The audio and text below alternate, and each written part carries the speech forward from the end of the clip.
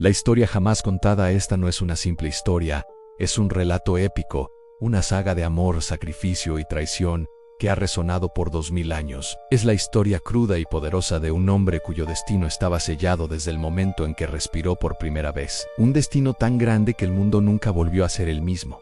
¿Estás listo para conocer al verdadero Jesús? ¿Para sentir su alegría, su dolor y su poder? Todos conocemos la tierna imagen de la Navidad, una pareja humilde en un pesebre, un bebé que ilumina la noche. Pero la verdadera historia, la que realmente importa, comienza después. Es la historia de un niño que creció sabiendo que su vida no le pertenecía. Imagina por un momento ser ese niño, saber que tu camino no es el tuyo. ¿Cómo vivirías cada día con ese conocimiento? El eco de una profecía, el primer indicio de su singularidad, ocurrió a los 12 años. Mientras la mayoría de los niños de su edad jugaban, Jesús hizo algo que dejó a sus padres helados de miedo y asombro. En el bullicioso templo de Jerusalén, tras las celebraciones de la Pascua, se perdió. Por 3 días.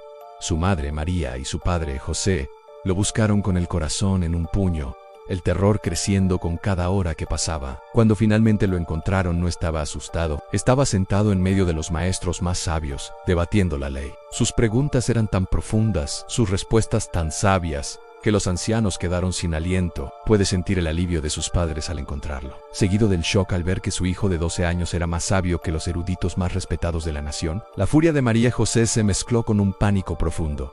¿Por qué nos has hecho esto?, le preguntaron. La respuesta de Jesús no fue la de un niño, sino la de un rey. ¿Por qué me buscaban? No sabían que debo estar en los asuntos de mi padre. Aquellas palabras resonaron en el corazón de su madre para siempre. A partir de ese momento, María supo que la vida de su hijo era una historia que solo Dios podía escribir. El despertar de un profeta. La vida de Jesús permaneció en silencio por casi 2 décadas. Creció en Nazaret, trabajando como carpintero con José, su padre terrenal. Pero algo lo llamaba, algo lo empujaba a las colinas áridas del desierto, a la soledad, a la oración. Allí, en la vastedad del desierto, enfrentó batallas invisibles, luchas contra demonios que intentaron tentarlo, susurrándole promesas de poder y gloria. Pero él se mantuvo firme. ¿Te atreverías a enfrentar tus peores miedos y tentaciones?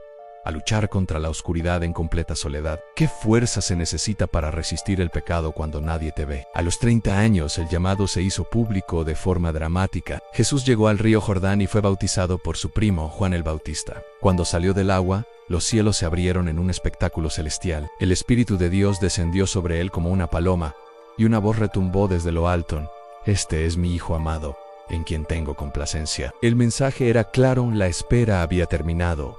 La misión había comenzado. Y así, este hombre, un simple carpintero, se lanzó a predicar un mensaje que desafiaba todas las expectativas. Sanaba a los enfermos con un toque, echaba fuera demonios con una palabra y hablaba con una autoridad que nadie más poseía. Su fama se extendió como un incendio forestal por toda Galilea. La gente se preguntaba con asombro: ¿quién es este hombre que tiene el poder de sanar con un simple toque? ¿Es solo un maestro, un profeta, o el Mesías que hemos estado esperando por generaciones? La confrontación. Jesús atrajo a una multitud de seguidores, pero también a poderosos enemigos. Los líderes religiosos, los fariseos y los saduceos, no podían soportarlo. Él exponía su hipocresía, sus rituales vacíos y su amor por el dinero y el poder. La tensión se desbordó cuando Jesús entró en el templo de Jerusalén y, con una ira santa, expulsó a los mercaderes y cambistas. Volteó sus mesas y declaró que la casa de Dios no era un mercado, sino un lugar de oración. Con ese acto, firmó su propia sentencia de muerte. ¿Puedes sentir la tensión,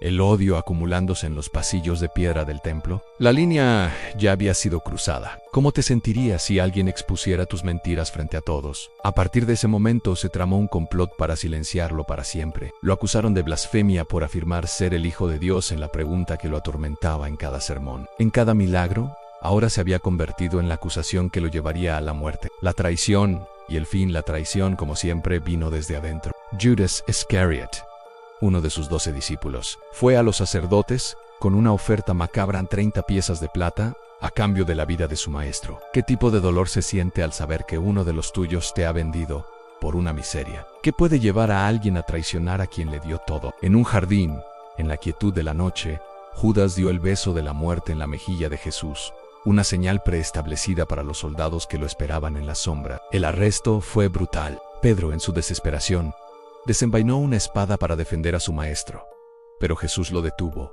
sanando milagrosamente la oreja del hombre herido. Vine con este propósito, dijo. A partir de ahí, la historia se desmorona en una serie de negaciones, burlas y juicios injustos. Los discípulos huyeron en pánico.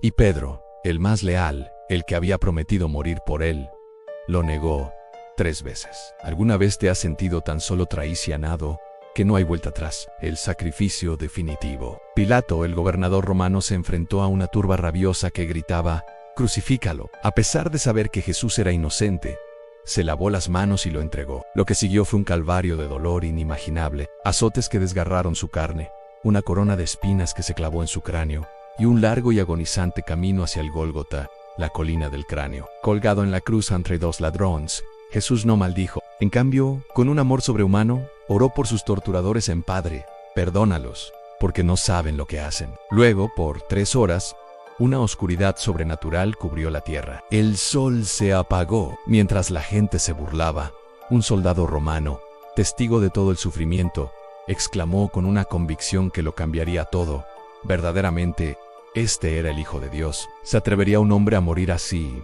a orar por sus enemigos, si no supiera quién era en realidad? ¿Qué clase de hombre puede perdonar desde el peor de los sufrimientos? El final que lo cambió todo el relato podría haber terminado allí, con Jesús muerto, su cuerpo en una tumba sellada, pero el final de la historia es, en realidad, el comienzo. 3 días después, al amanecer, un grupo de mujeres, con el corazón roto, fue a su tumba.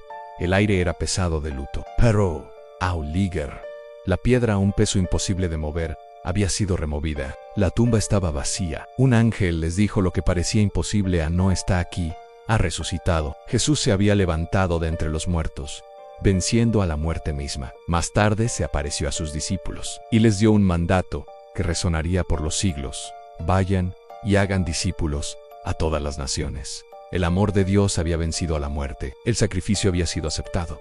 El perdón era una realidad. Y aquí es donde la historia te incluye a ti. Cada vez que alguien cree, cada vez que alguien comparte su historia, Jesús resucita. Su mensaje sigue vivo, su amor sigue fluyendo. La historia no ha terminado. ¿Qué harás con esta historia? ¿La dejarás en el pasado o permitirás que se convierta en parte de tu propio futuro? ¿Estás listo para creer?